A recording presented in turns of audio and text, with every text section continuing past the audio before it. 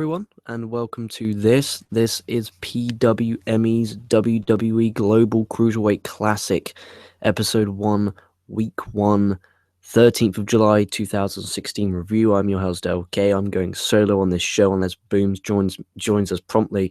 I am going solo. I've been waiting for Booms now for the past 3 hours. It's now 2:12 a.m.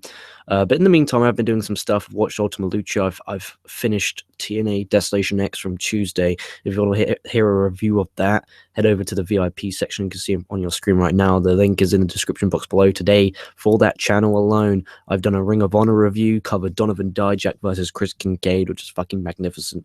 I've done Daily LK, which is basically breaking down the news, the rumors, the gossip, and the goings on in the world of professional wrestling.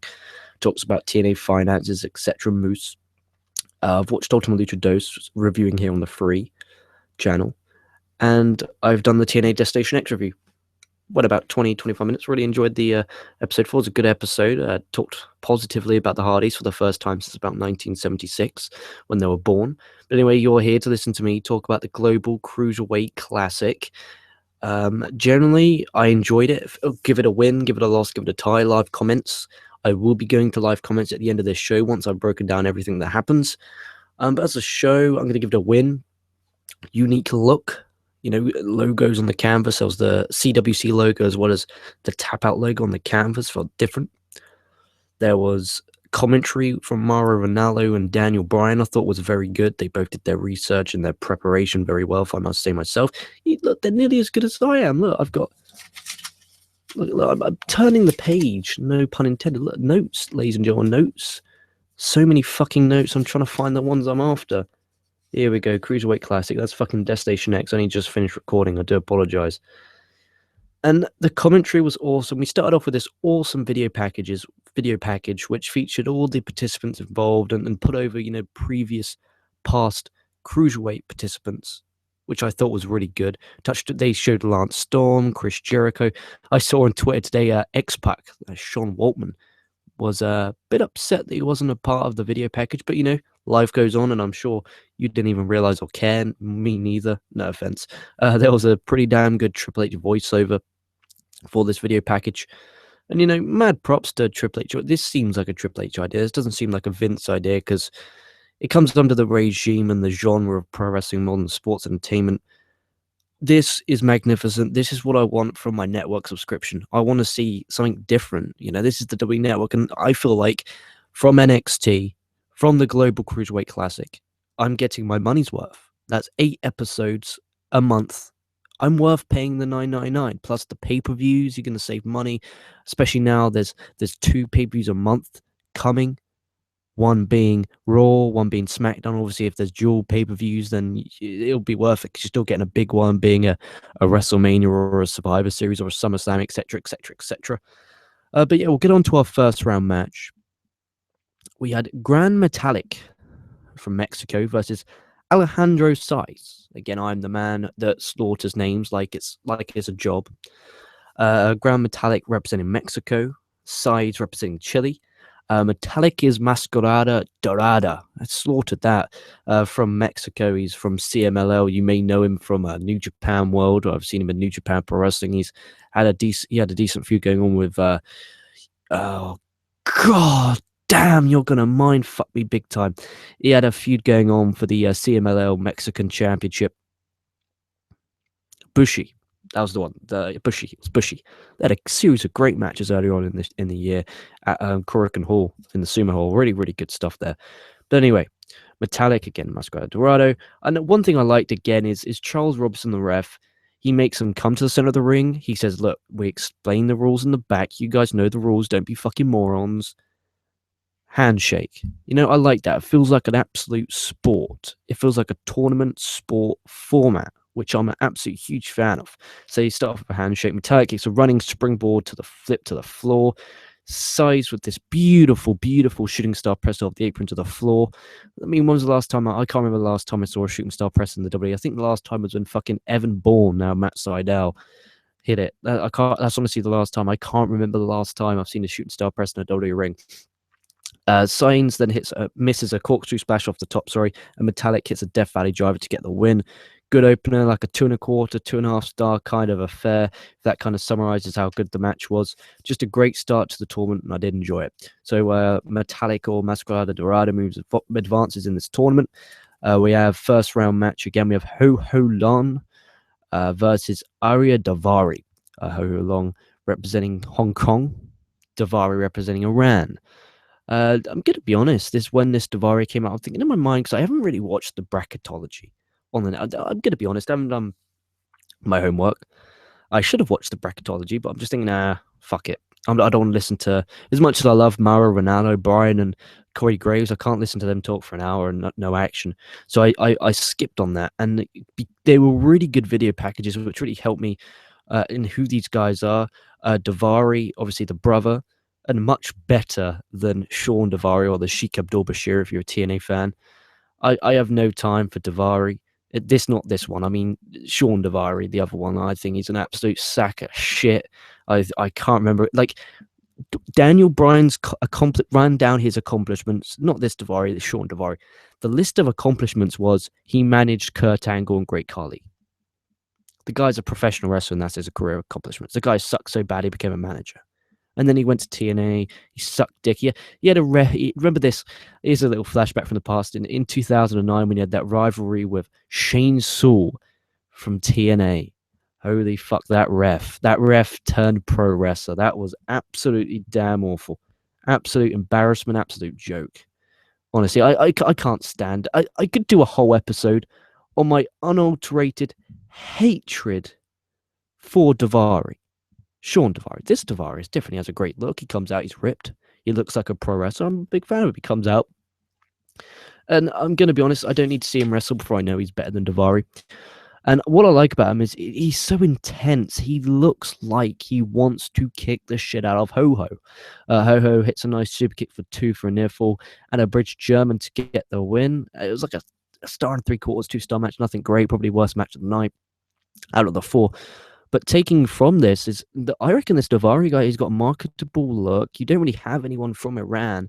If I'm WWE, I'm signing this guy just on look alone. I mean, they like, as just as well as I do, how much they like the look and how much they care about the look and the physique and, how they, present themselves. And I think that and die myself for a fucking die of no oxygen. Fucking had that on for too long. Jesus Christ, on a damn popsicle stick. You know how much they like the look of the original point. This guy looks like a pro wrestler. And, you hear me charp and harp and fucking barp on about that, but it's just the way I see it. He looks like he was decent. It doesn't take much to be better than his brother, but that's just me ripping on Sean Davari. And I'll do that until I die. Like, when I'm on my deathbed, I'm like, oh, Zack Ryder, oh, you fucking cock. Oh, Davari, you toilet. Like, I could just do that on and on. That could be like if it was a 24-hour show, like for charity, I'll just bash Zack Ryder and Davari. But Zack Ryder has been impressive. Anyway, Ho-Ho impressed-ish. Just so small. And, like, I know they're small, but they're small and then there's taking the piss. And I just can't take it seriously. We'll move on. That's just my nitpicky. I do apologize. It's just I think they're small and then there's too small. Like, I think I could take Ho-Ho. We have Cedric Alexander from USA versus Clement. Here we go. Petro. We'll go with that. Like, you're bad at pronouncing names when, if you see here on my notes, it has Clement Petroit spelt properly. And then next to it, I have Petro because that's how the announcers say it. Like, I'm that bad at talking fucking names. I'm so bad at pronouncing names, I have to write down how the announcers say it. That's embarrassing. Petro, again, great marketable look. So that on a poster on a street, and you're like, okay, who's that big bad motherfucker? Oh, he's wrestling. Oh, I'll pay to watch him kick the fuck out of someone. Just simple things like that. But he was okay. Alexander, obviously from Ring of Honor, he's in awesome shape. I mean, fucking awesome shape. Best shape I've ever seen Cedric Alexander in. I've seen him since 2012, and when he was with CNC Wrestle Factory with Caprice Coleman. That guy I can't. He is another guy that can go on my list. I was talking earlier on a VIP show. I think I was talking about how I have a list of people I groan. I go, ugh, when I see on a match card. Caprice Coleman, Sean Davari, Zack Ryder. Who else was it? Fucking Christopher Daniels. Help me out here. Who is a guy that you, when you see, here's a question for the internet infantry. Here's a question. No one's watching this live. If you're listening to this on demand, okay, on the YouTube channel, put in the comments, who is a guy, a talent? It can be male, it can be female, it can be a mixture of both. It could be an alien, it could be interspecies, intergender, whatever. That when you look out on a match card, you name me 3 that when you see their names on a match card, you groan. You go, oh, really? Like, there has to be some. And then name me some, and then we'll look at the list and compare. But again, really nice technical work to start this one off. Alexander hits a backflip into a head scissors, like a standing backflip into the head scissors. It was fucking beautiful. Petrov a discus clothesline, which Alexander sold really well by turning inside out for him.